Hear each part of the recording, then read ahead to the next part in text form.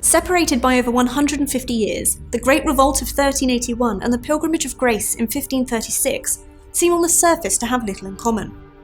While the Great Revolt was sparked by unpopular poll taxes, took place in Essex and Kent and saw the rebels capture London, the Pilgrimage of Grace was sparked by the dissolution of the monasteries. It arose in the north of England and never came close to threatening the capital. However, when we look deeper, we can see a number of similarities between these uprisings. The first and obvious similarity between the Great Revolt and the Pilgrimage of Grace is their scale and the threat they pose to government. While contemporary chronicler accounts are prone to exaggeration, historians estimate that the rebels of the Great Revolt numbered possibly around 10,000, a figure larger than most armies of the period, and certainly a force larger than anything the government could summon at short notice. The Pilgrimage of Grace saw an even larger rebel force assemble, some 30 to 40,000 strong. This was a body of men over twice the size of the force led by the Duke of Norfolk to put down the rebellion. The Pilgrimage of Grace was the most serious challenge faced by any Tudor monarch. Treason in both the 14th and the 16th centuries was a serious charge that could see you hung, drawn and quartered, a particularly gruesome end.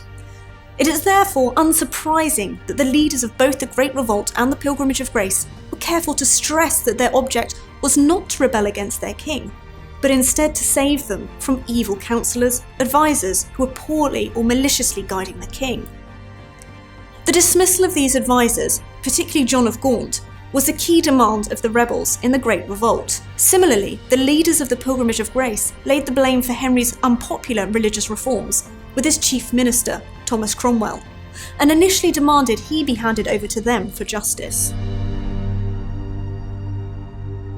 You may recall the line often attributed to Henry II, exasperated with the Archbishop of Canterbury, Thomas Becket, "Will no one rid me of this turbulent priest?" In the cases of the Great Revolt and the Pilgrimage of Grace, Richard II and Henry VIII had their own turbulent priests to contend with. The preacher John Ball was one of the instigators of the Great Revolt, calling upon all classes to cast off the yoke of bondage and recover liberty.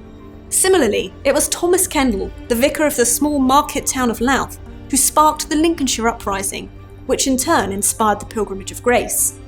As one rebel put it, "The chief occasion of this business rose by the means of the priests. They with many others were there and cried with a loud voice, 'Go to it!'"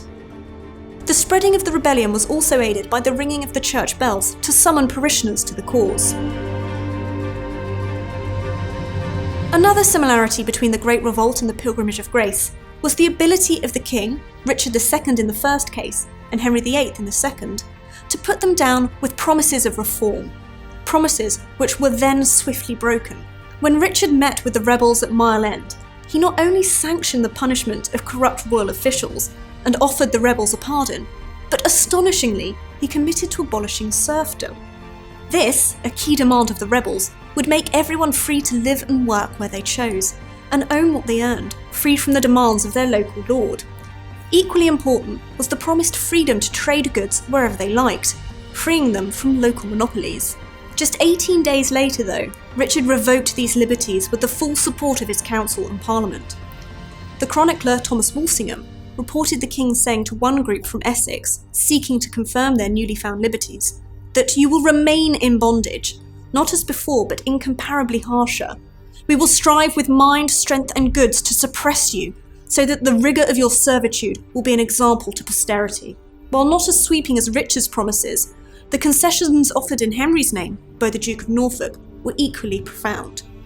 A parliament at York to discuss the rebels' grievances and a full pardon for all those involved. These too proved illusory, and in both cases an army was sent to the rebellious counties to punish them. While both the Great Revolt and the Pilgrimage of Grace had the potential to effect great change, both, disbanded before royal promises could be delivered, failed in their principal objectives.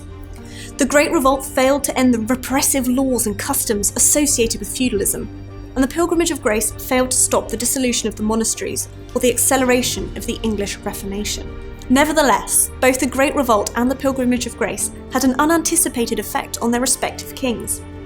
In both the case of Richard II and Henry VIII, the uprisings contributed to both rulers becoming increasingly despotic.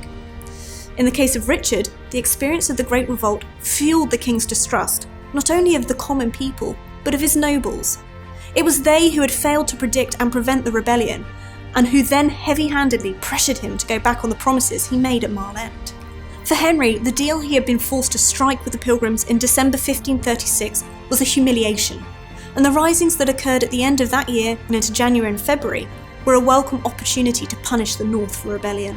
While the Pilgrimage of Grace was not the only factor that led to Henry becoming an increasingly despotic king, it was clearly a formative experience, helping shape the king's style of rule and his treatment of rebels in particular. So to recap, the Great Revolt and the Pilgrimage of Grace have a number of similarities, from their scale and the roles of evil counsellors and turbulent priests, to their being put down with promises and their significance in shaping the style of rule of their kings. The risings illustrate that across the centuries, ordinary people cared about politics and could mobilise in attempts to effect change.